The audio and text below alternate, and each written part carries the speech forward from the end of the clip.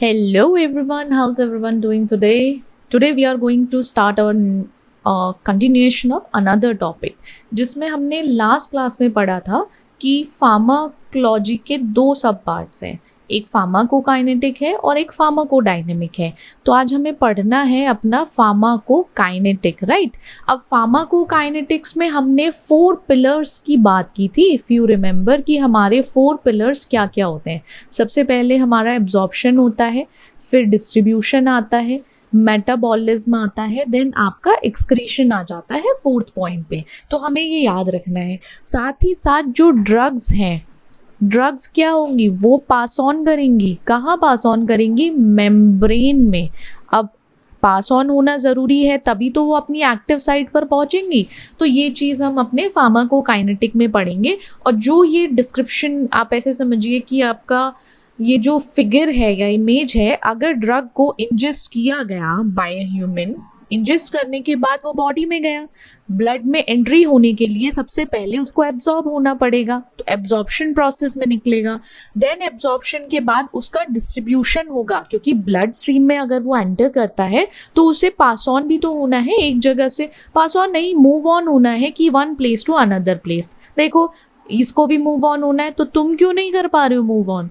तो ये move on हो गया है, अब जाएगा फिर लिवर में जाके क्या करेगा, ये मेटाबोलाइज होगा। ठीक है, ड्रग प्रोसेसिंग जो होती है मोस्टली अगर देखा जाए प्राइमरली जो होता है वो आपका लिवर में होगा, वो मेटाबोलाइज होगा। देन जाके उसका सब कुछ होने के बाद, सब चीज़ें हो गई हैं, देन वो लंग्स, किडनी, बाइलरी एक्सक्रीशन के थ्रू लाइक एक्सक्रीट आउट होगा या एलिमिनेट हो जाएगा। कहाँ से? हमारी बॉडी से, क्योंकि बॉडी में रखना तो है नहीं कुछ, उसको बाहर निकाल देना है। सेम ऐसे ही हमारी ड्रग आई है और वो बाहर जाएगी भी, सेम हमारी लाइफ में भी वही है। कोई आया है, अगर उसको जाना है तो उसको जाने दो। ठीक है, हम ड्रग को नहीं रोक पा रहे हैं तो दूसरे को क्या रोक पाएंगे। ठीक है, चलो ये सारी चीज़ें तो फार्माकोकाइनेटिक्स की बात हो गई थी। एक छोटा सा इंट्रो है जो ऑलरेडी आपको पता है, बट हम कहाँ मूव करेंगे ये तो यार तुम लोगों को पता होना चाहिए। हम कहाँ मूव करने वाले हैं, हम नोट्स पर मूव करने वाले हैं कि जिससे हमारे सिलेबस के हिसाब से एक एक पॉइंट कवर हो जाए और कुछ मिस ना हो।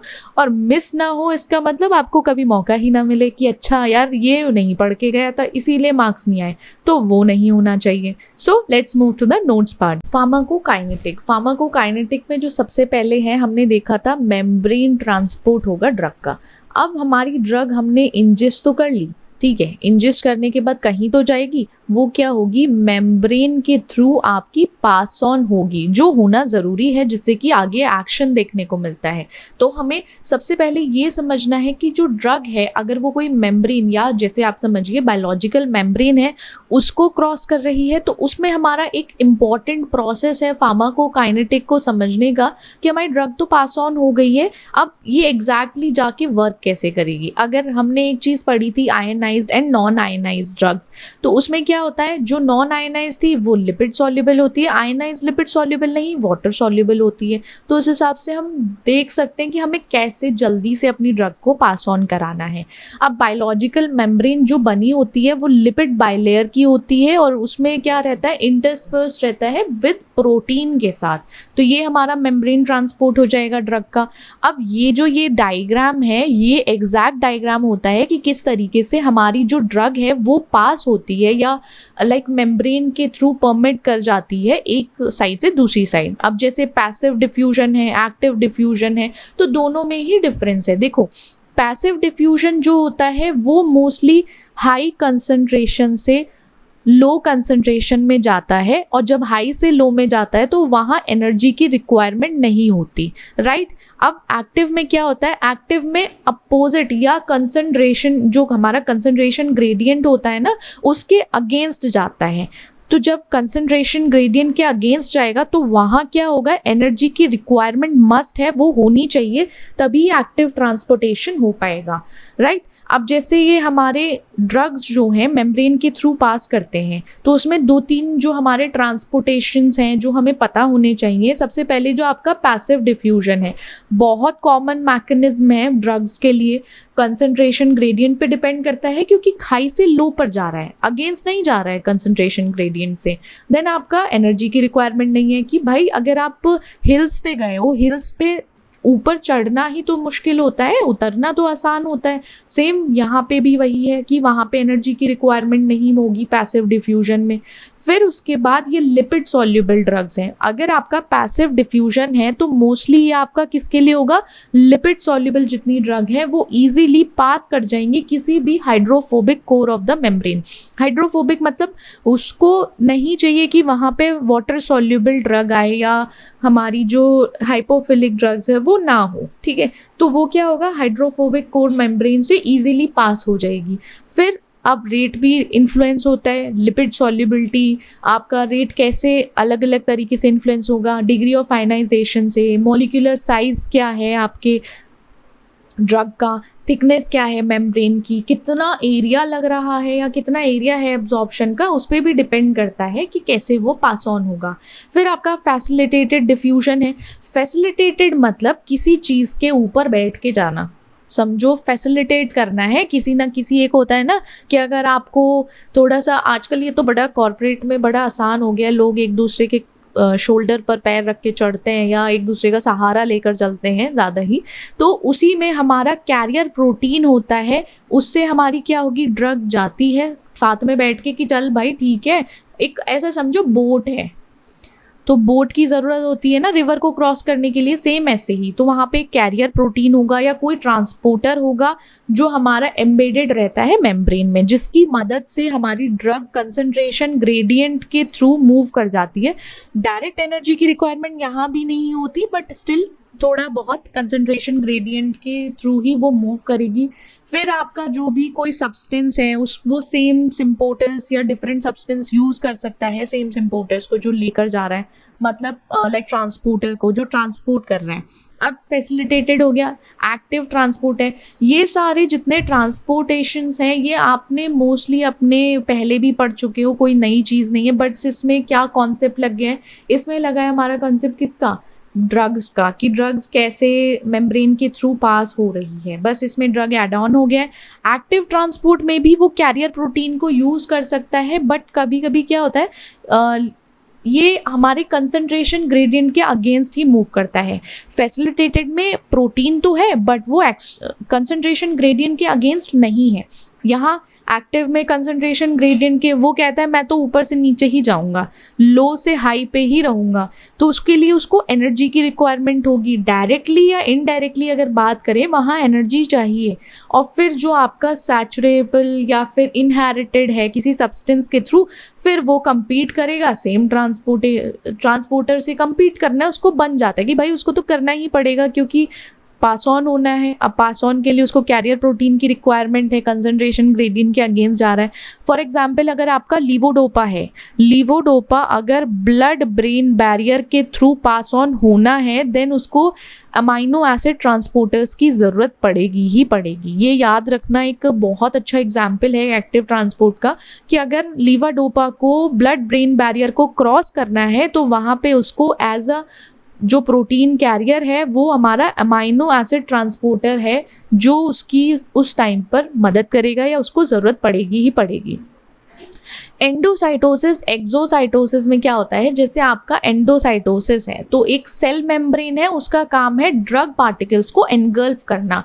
अब इसको अगर बहुत सिंपल वे में समझें तो हमारी जो सेल मेम्ब्रेन है वो निगल जाती है ब्लड ड्रग पार्टिकल्स को। अब उसमें आपके लार्ज मॉलिक्यूल्स भी हैं जैसे प्रोटीन ड्रग्स हो गई, और प्रोटीन ड्रग्स जब वो उसको निकलता है तो एक वेसिकल फॉर्म होता है, वेसिकल फॉर्म हो जाता है, उसे हम एंडोसाइटोसिस है। इसके अंदर क्या होगा, ड्रग पार्टिकल्स रहेंगे।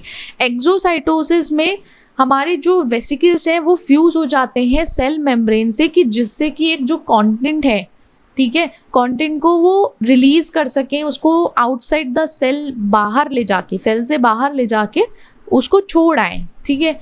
अब एंडो मतलब सेल मेम्ब्रेन हमारी ड्रग पार्टिकल्स को एनगल्फ कर रही है, बट सेम वेसिकल फॉर्म होने के बाद वो सेल मेम्ब्रेन के साथ ही जुड़ जाएगी, और जुड़ने के बाद बोलेगी कि चलो भैया हमें बाहर छोड़ दो, हम इसका जितना एनगल्फ करके लाए हैं कंटेंट वो सारा बाहर निकाल देंगे। किसके, सेल के बाहर, सेल के अंदर नहीं उसको वॉमिट करना है, सेल के बाहर ही वॉमिट करेगा, तो वो एक्सोसाइटोसिस में आ जाएगा। फॉर एग्जाम्पल आपका विटामिन B12 है जिसका एब्जॉर्प्शन गट में होगा। अब जब गट में होता है तो वहाँ जहाँ पे आपका रिसेप्टर मीडिएटेड एंडोसाइटोसिस रहते हैं। क्या रहते हैं? Receptor mediated endocytosis. तो ये दोनों यहाँ इस तरीके से वर्क करते हैं, एंडो और एक्सो। आयन पेयर ट्रांसपोर्ट है तो वहाँ पे कुछ हाईली आयनाइज ड्रग होती हैं जो एक न्यूट्रल कॉम्प्लेक्स बनाती हैं।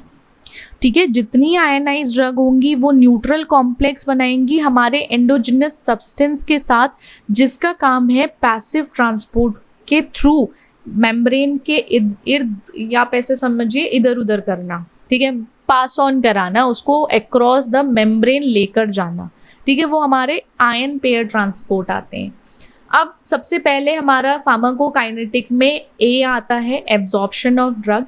तो एब्जॉर्प्शन से क्या होता है? एक ऐसा प्रोसेस जहाँ पे हमारी ड्रग ब्लड स्ट्रीम में एंटर करती है। किसके बाद? साइट ऑफ एडमिनिस्ट्रेशन के बाद। सबसे पहले जो आपकी ड्रग है उसको एडमिनिस्टर कराया जाएगा या इंजेस्ट करेगा कोई पेशेंट, हो गया। देन वो जाके आपका मूव करेगा। कहाँ मूव करेगा? आपके स्टमक गट में मूव कर सकता है, इंटेस्टाइन में मूव कर सकता है। जो उसकी पर्टिकुलर जगह है मूव करने की, वो ड्रग वहाँ तक पहुँचेगी। पहुँचने के बाद वहाँ पे उसका डिसइंटीग्रेशन, डिसोल्यूशन होगा। दो चीज़ डिसइंटीग्रेट होने के बाद देन आपका प्रोसेस आता है कि उसका एब्जॉर्प्शन हो। हमारी फिर ड्रग का एब्जॉर्प्शन होगा। एब्जॉर्ब करने के बाद हमारी ड्रग कहाँ पहुँचेगी? ब्लड स्ट्रीम में पहुँचेगी। ठीक है, ये है। अब ड्रग का एडमिनिस्ट्रेशन के बाद ब्लड स्ट्रीम में पहुंचना, इस प्रोसेस को हम एब्जॉर्प्शन कहते हैं।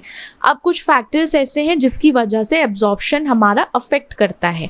अब ये नॉर्मल सी बात है। सबसे पहली चीज़ तो आपकी रूट ऑफ एडमिनिस्ट्रेशन एक बहुत मेजर रोल प्ले करता है कि अगर आपने उसको ओरली लिया है तो उसमें ज़्यादा टाइम लगेगा, मतलब एब्जॉर्प्शन का रेट स्लो रहेगा।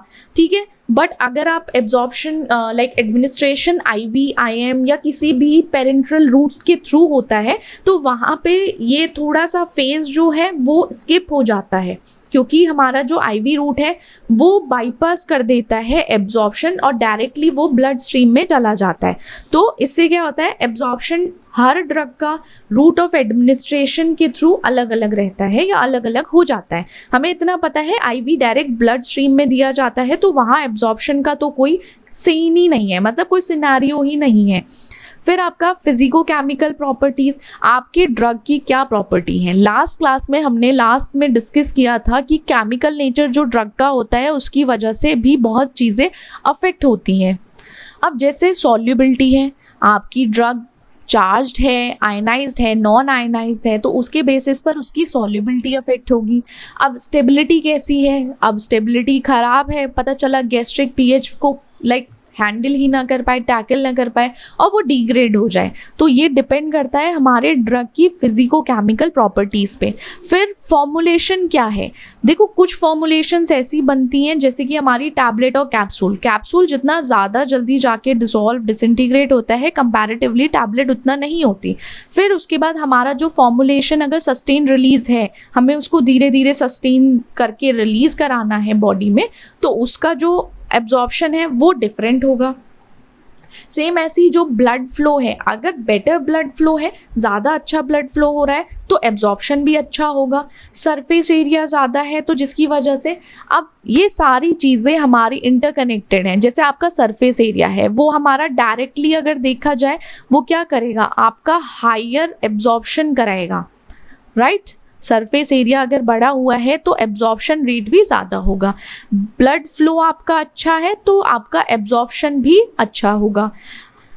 सेम ऐसे ही अगर देखा जाए पीएच है, आयनाइजेशन है, फर्स्ट पास इफेक्ट। देखो ये थोड़ा इम्पॉर्टेंट है, ये समझना ज़रूरी है। फर्स्ट पास इफेक्ट या हिपैटिक मेटाबॉलिज्म, कुछ ड्रग्स जो होती हैं वो आपके, कुछ ड्रग्स नहीं, मोस्टली ऑलमोस्ट अगर देखा जाए तो ड्रग्स हमारी मेटाबोलाइज होती हैं लिवर में या फिर गट वॉल में मेटाबोलाइज हो जाती है।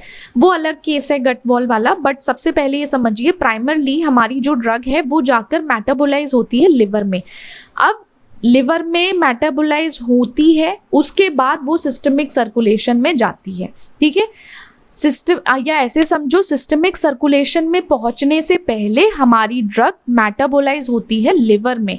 अब इससे क्या होता है, बायो अवेलेबिलिटी कम होती है। एक चीज़ और समझना, जैसे आपकी ओरल ड्रग्स जो रहेंगी उनकी जो बायो अवेलेबिलिटी है, बायो अवेलेबिलिटी मतलब ब्लड स्ट्रीम में वो कितनी परसेंटेज में पहुंच पा रही हैं एज एन एब्जॉर्प्शन।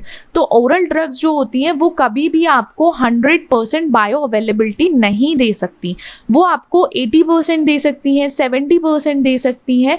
बट वहीं आप कंपेयर करोगे आईवी को, आईएम को, ये आपको टोटल 100% बायो अवेलेबिलिटी प्रोवाइड करती हैं, क्योंकि ये डायरेक्ट फुल कॉन्सेंट्रेशन में, फुल अमाउंट में ही डायरेक्ट ब्लड स्ट्रीम या सिस्टमिक सर्कुलेशन में पहुंचती हैं। तो ये थोड़े से कंसेप्ट है, हमें कंसेप्ट पता होना चाहिए कि हम एक्चुअली की कंसेप्चुअल चीज़ें पढ़ो। रट्टाफिकेशन वो तो आप कर ही लोगे एग्जाम से पहले, उसमें कोई बहुत बड़ी बात नहीं है, रट्टाफिकेशन तो कोई भी कर लेता है, बट चीज़ों को समझना ज़रूरी है। अब जैसे हमारी बायो अवेलेबिलिटी है, बायो अवेलेबिलिटी का मतलब है कितना परसेंटेज हमारे सिस्टमिक सर्कुलेशन में पहुंच रहा है एक्टिव फॉर्म में। ठीक है, वही चीज़ मैंने अभी आपको ऊपर समझाई थी, कितना फ्रैक्शन ड्रग का या डोज का या परसेंटेज हमारा सिस्टमिक सर्कुलेशन में पहुंचता है एक्टिव फॉर्म में। अब वहीं आईवी ड्रग्स की बात करें तो बायो अवेलेबिलिटी 100% है, क्योंकि हमारी जो आईवी ड्रग्स होती हैं डायरेक्ट ब्लड स्ट्रीम में पहुंचती हैं, उनको अलग से नहीं कुछ होता। अब ओरल ड्रग्स है, ओरल ड्रग्स जो होती हैं वो डिपेंड करती हैं हमारे फर्स्ट पास मेटाबॉलिज्म पे। अब जब वो डिपेंड करती हैं उनका मेटाबोलाइज होने के चक्कर में ओरल ड्रग्स हमारी 100% नहीं पहुंच पाती। कहाँ नहीं पहुंच पाती? सिस्टमिक सर्कुलेशन में। साथ ही साथ फिर सॉल्युबिलिटी का इशू, स्टेबिलिटी का जीआई में, फ्लूइड्स में, बहुत सारे रीज़न हैं जिसकी वजह से हमारे ओरल ड्रग्स की बायो अवेलेबिलिटी कभी भी 100% नहीं होने वाली, देखा जाए तो। ठीक है, अब जब हमारे 4 पिलर्स का नेक्स्ट है डिस्ट्रीब्यूशन। अब डिस्ट्रीब्यूशन जो है आपका रिवर्सिबल ट्रांसफ़र है, ठीक है, आ जा सकता है बिल्कुल एक प्लेस से दूसरी प्लेस में। तो हमारा डिस्ट्रीब्यूशन जो है रिवर्सिबल ट्रांसफ़र है ड्रग का ब्लड स्ट्रीम से वेरियस टिश्यूज़ एंड ऑर्गन। चलो ब्लड स्ट्रीम तक हम पहुंच गए थे, अब ब्लड स्ट्रीम के बाद कुछ तो होना है ड्रग का। अब ब्लड स्ट्रीम से हमारी ड्रग्स जाने वाली हैं टिश्यूज़ में, टिश्यूज़ में पहुंचेंगी, बहुत सारे ऑर्गन्स हैं, ऑर्गन्स में पहुंचना ज़रूरी है, तभी जाके वो अपना एक तरीके से एक्शन भी शो करेंगी।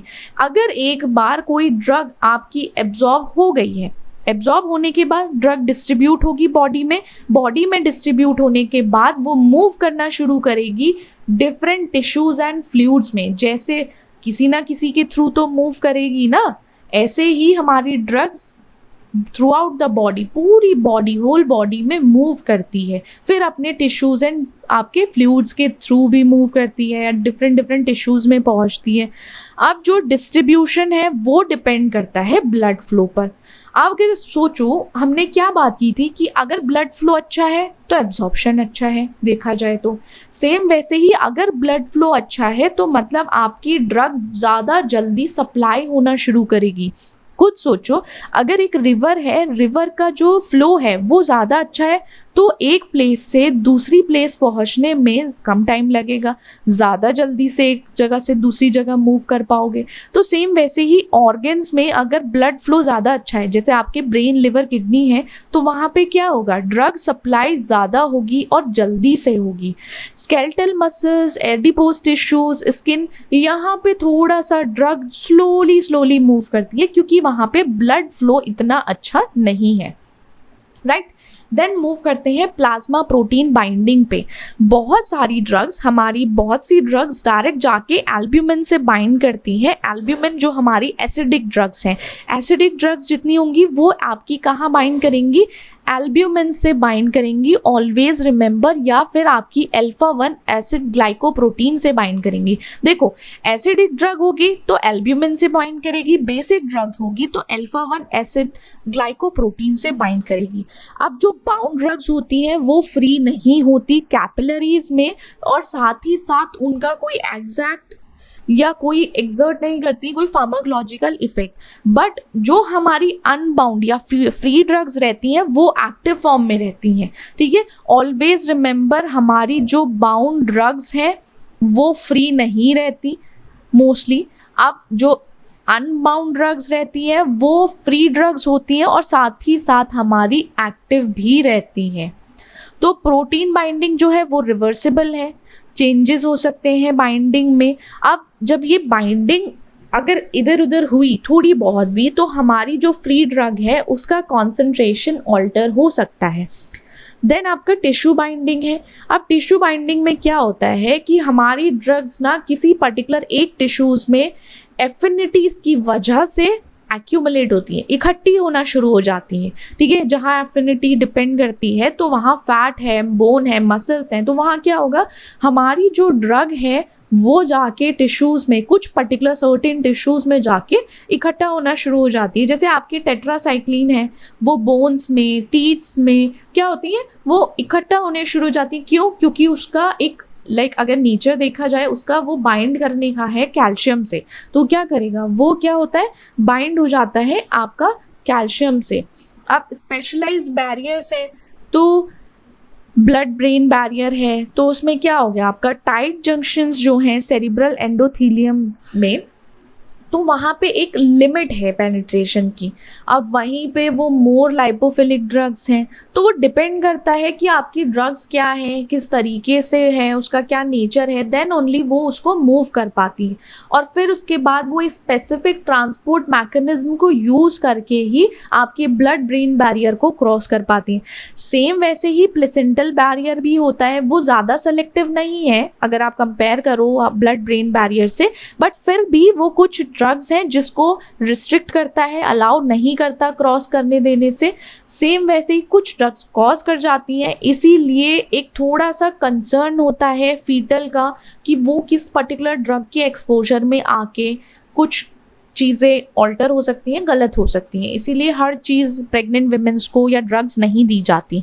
अब आपका वॉल्यूम डिस्ट्रीब्यूशन है, तो जो हमारा रेट्रिकल वॉल्यूम है, थ्योरेटिकल वॉल्यूम है, वो कितना रिलेट कर पाता है कि आपका, जैसे समझिए हमारा ड्रग है बॉडी में, कितना अमाउंट ड्रग बॉडी में और उसका कंसंट्रेशन कितना है ब्लड प्लाज्मा में। ठीक है, समझिए कि हमारा जो अमाउंट ऑफ ड्रग है उसको हमें कोरिलेट करना है बॉडी में आपका जो ड्रग कॉन्सेंट्रेशन है। अब उसके बाद ड्रग कॉन्सेंट्रेशन हमारे ब्लड प्लाज्मा में भी होगा, तो उस ब्लड प्लाज्मा में कितना है, तो इससे पता चलता है कितना वॉल्यूम ऑफ डिस्ट्रीब्यूशन है। अगर आपकी ड्रग का वॉल्यूम ऑफ डिस्ट्रीब्यूशन ज़्यादा है तो मतलब कि वहाँ से उसका ज़्यादा डिस्ट्रीब्यूशन होगा टिश्यूज़ में, बट अगर कम है, तो अगर देखा जाए वॉल्यूम ऑफ डिस्ट्रीब्यूशन कम है, तो उससे हमारी जो ड्रग है वो हमारी वैस्कुलर कंपार्टमेंट में कंटेन रहती है, या ज़्यादा नहीं एक तरीके से उसका डिस्ट्रीब्यूशन हो पाता है। फिर मेटाबॉलिज्म, थर्ड पिलर है हमारा मेटाबॉलिज्म या बायो ट्रांसफॉर्मेशन किसी भी ड्रग का। अब हमें ये पता है मेटाबोलाइज प्राइमरली कहाँ होता है, लिवर में होता है। ऑलवेज रिमेंबर, अदर भी आपके ऑर्गन्स हैं, बट हमारा जो मोस्ट इम्पॉर्टेंट में हमारा लिवर आता है। अब मेटाबॉलिज्म एक ऐसा प्रोसेस है जहाँ पे हमारी ड्रग के साथ या ड्रग में केमिकल चेंजेस आते हैं, और केमिकल चेंजेस आपके लिवर में ही होंगे, जिससे कि क्या होगा, हमारी जो ड्रग है वो क्या होगी, वाटर सॉल्युबल बन जाती है, ज़्यादा से ज़्यादा वाटर सॉल्युबल बनती है, और वाटर सॉल्युबल बनने की वजह से एक्सक्रीशन में प्रॉब्लम नहीं होती या इजी टू एक्सक्रीट आउट हो पाता है। तो ये समझिए कि मेटाबॉलिज्म एक ऐसा प्रोसेस है जहाँ पे हमारी ड्रग के कुछ नेचर प्रॉपर्टीज़ में केमिकल ऑल्ट्रेशन होता है, और वो किस जगह होगा, वो लिवर में होगा। और लिवर में जब ये सब चीज़ें होंगी तो ऑल्ट्रेशन में हमारी जो ड्रग, अगर वो कभी भी या और नॉर्मली वाटर सॉल्युबल नहीं थी, तो वो मेटाबोलाइज होने के बाद वाटर सॉल्युबल हो जाएगी और इजीली या इजी टू एक्सक्रीट हो पाएगा बॉडी से। अब ये आपका मेटाबॉलिज्म है, आपकी ड्रग है, लिवर में पहुंची, यहाँ पे क्या हुआ, मेटाबॉलिज्म हुआ, मेटाबॉलिज्म प्रोसेस कंडक्ट हुआ। यहाँ पे ड्रग जैसे ही मेटाबोलाइज हुई तो उसका क्या फॉर्म किया, लिवर ने मेटाबोलाइट्स फॉर्म किए जो हमारे इजी टू एक्सक्रीट आउट थे। अब प्राइमरी साइट लिवर है, बट साथ ही साथ आप और ऑर्गन्स भी देखने को मिल सकते हैं, जैसे आपकी किडनी, लंग्स, इंटेस्टाइन्स या प्लाज्मा। अब फेजेस हैं, आपके मेटाबॉलिज्म के 2 फेजेस हैं। ऑलवेज रिमेंबर, ये बेसिक है, बेसिक से ही स्टार्ट कर रहे हैं। जब आप आगे मूव करोगे, फर्स्ट पहली बार है फार्माकोलॉजी, तो उसमें स्टार्टिंग ही इजी रहती है, आसानी से तुम कर लोगे। इसमें मेरे हिसाब से तो तुम लोगों को 100 आउट ऑफ 90 तो आनी चाहिए, 95, because it's a very interesting subject अगर आप उसे कंसेप्चुअल या कॉन्सेप्ट के हिसाब से पढ़ोगे तो। अब फेज़ 1 है, 2 फेजेस होते हैं मेटाबॉलिज्म में, फेज़ 1 और फेज़ 2। फेज़ 1 में जो रिएक्शंस आती हैं, एक चीज़ समझ लो, फेज़ 1 में हमारा कोई भी ड्रग या कोई भी कंपाउंड है तो उसके जितने भी फंक्शनल ग्रुप हैं वो एक्सपोज होंगे या इंट्रोड्यूस होंगे। फेज़ 1 में फंक्शनलाइजेशन रिएक्शन होता है, मतलब आपके जो भी फंक्शनल ग्रुप हैं वो इंट्रोड्यूस होंगे या एक्सपोज होंगे। रिएक्शन में यहाँ पे ऑक्सीडेशन, रिडक्शन, हाइड्रोलिसिस होता है मेनली। देखो एंजाइम याद रखना, फेज़ 1 में जो एंजाइम है आपका वो साइटोक्रोम P450 एंजाइम है, या आप इसको ऐसे भी याद कर सकते हो CYP450। इसका काम है किसी भी लाइपोफिलिक ड्रग्स को कन्वर्ट करना किसी भी मोर पोलर फॉर्म में, जिससे कि इजीली वो एक्सक्रीट आउट हो सके। ठीक है, अब फेज़ 2 है हमारा। अब फेज़ 2 में क्या होता है, यहाँ पे कॉन्जुगेशन होता है, मतलब कि आपका कॉन्जुगेट फॉर्म होगा। एक ड्रग और एक मेटाबोलाइट अगर फेज़ 1 से आई है, उसको कॉन्जुगेट करना है किसी दूसरे कंपाउंड से, जैसे ग्लूकोरोनिक एसिड है, सल्फेट है, ग्लाइसिन है। तो क्या होगा, हमारा जो फेज़ 1 से हमें जो भी मिला है, कोई भी ड्रग हमें फेज़ 1 से मिली है, फॉर एग्जाम्पल आपकी ए ड्रग आई है फेज़ 1 से, अब वो फेज़ 2 में जाके ए प्लस किसी कॉन्जुगेट से बाइंड होगी, या तो वो आपका ग्लूकोरोनिक एसिड हो सकता है, सल्फेट हो सकता है, ग्लाइसिन। अब जब इससे बाइंड होगा तो मतलब यहाँ पे उसकी वाटर सॉल्युबिलिटी बढ़ चुकी है। क्या बढ़ गया है, वाटर की सॉल्युबिलिटी बढ़ी है, और वाटर की सॉल्युबिलिटी बढ़ी है तो मतलब एक्सक्रीशन अच्छे से हो पाएगा, वो प्रमोट करेगा। For example glucuronidation of morphine, ठीक है, क्योंकि मॉर्फिन के साथ कहीं ना कहीं एक रिएक्शन हुआ है या कॉन्जुगेशन फॉर्म हुआ है अनदर फेज़ 2 में। तो फेज़ 1 में हमारा एक कोई भी कंपाउंड है वो पोलर फॉर्म में बना, फिर पोलर फॉर्म से अगर कोई भी मेटाबोलाइट आया फेज़ 1 से, उसको कॉन्जुगेट कर दिया गया फेज़ 2 में किसी दूसरे कंपाउंड से, तो वहाँ पे उसकी वाटर सॉल्युबिलिटी बढ़ गई, तो एक्सक्रीशन ज़्यादा अच्छे से हो पाएगा।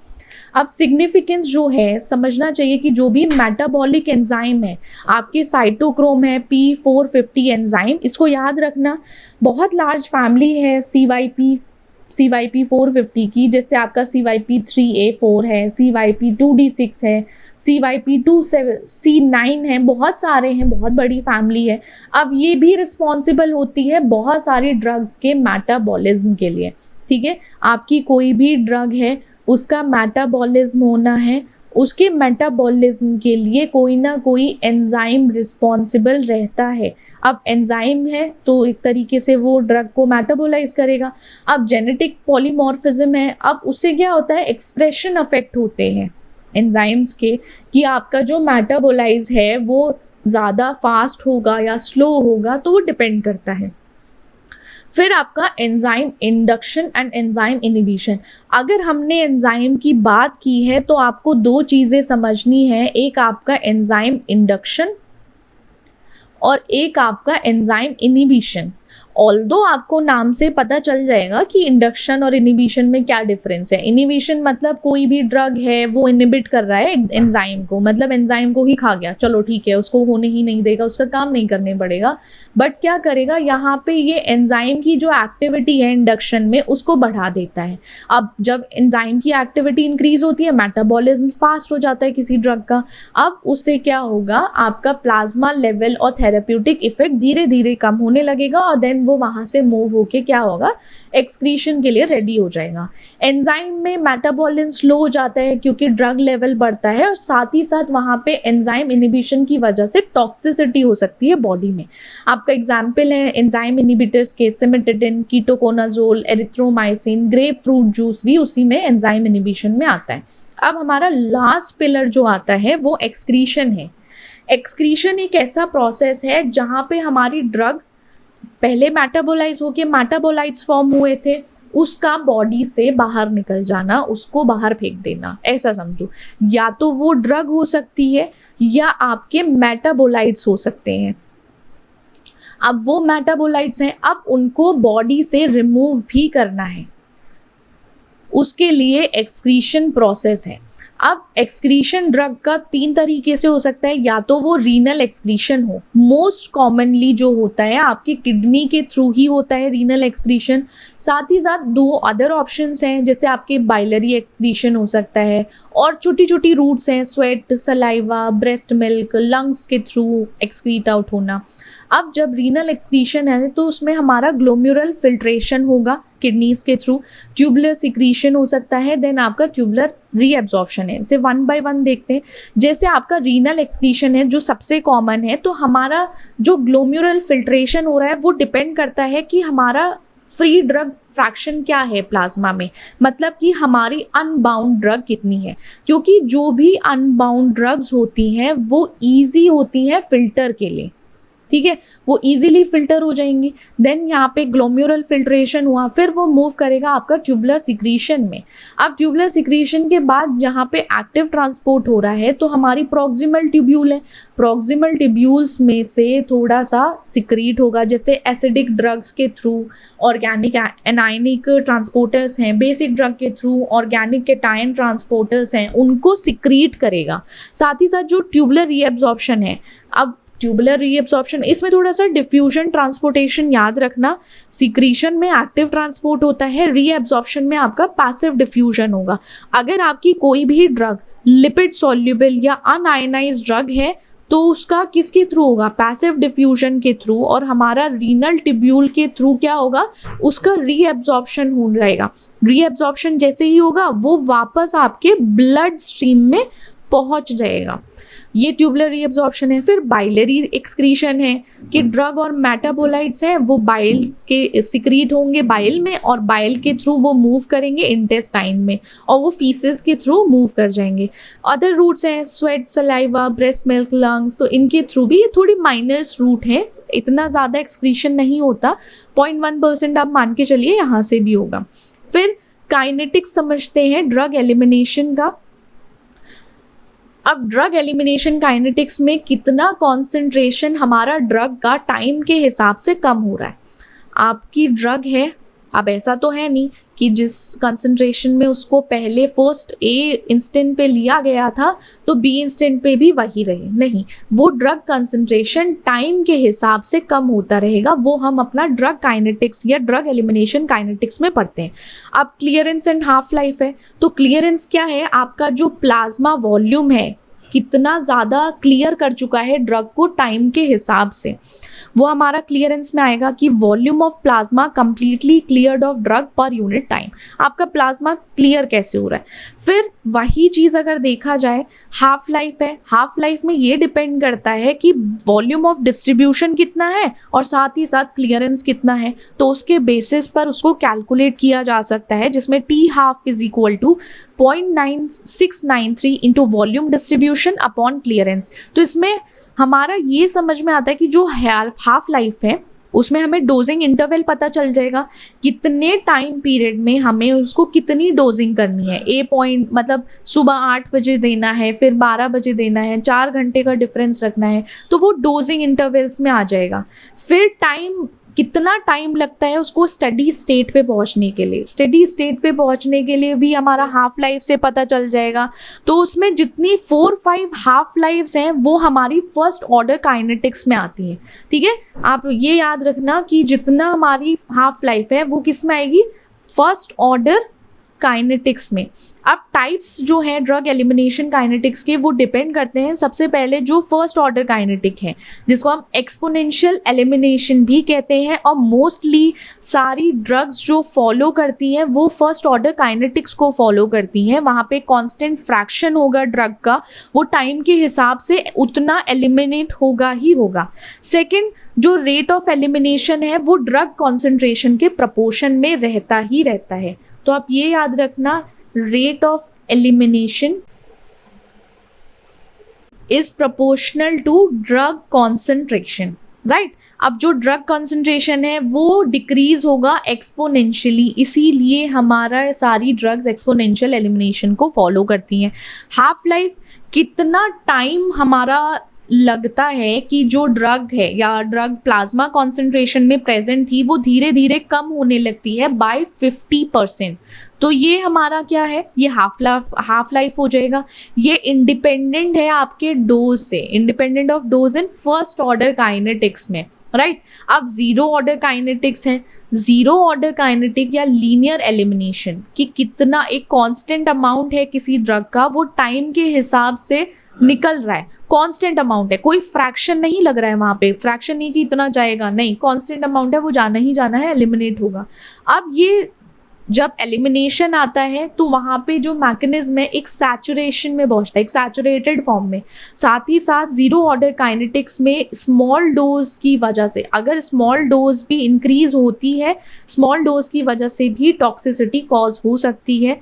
अब इसमें हमारे जीरो ऑर्डर काइनेटिक्स में फिनोटोइन है, इथेनॉल है, या एस्प्रिन का हाई डोज भी हमारा जीरो ऑर्डर काइनेटिक को फॉलो करता है, राइट। तो ये था हमारा पूरा फार्माकोकाइनेटिक्स, उसके 4 पिलर्स 1 बाय 1 हमने डिस्कस किए। तो इसके जितने कॉन्सेप्ट हैं उसको याद रखना, देन आपका इजी हो जाएगा, right. Okay, bye bye, see you in the next class.